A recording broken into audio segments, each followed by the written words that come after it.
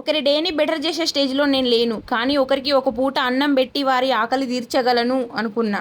ఒక్క పూట అన్నం లేక చాలా మంది ఆకలితో అలమటిస్తున్నారు. నేను కరీంనగర్ వెళ్ళిన ప్రతిసారి ఇలాంటి వారిని చాలా మందిని చూస్తుంటా.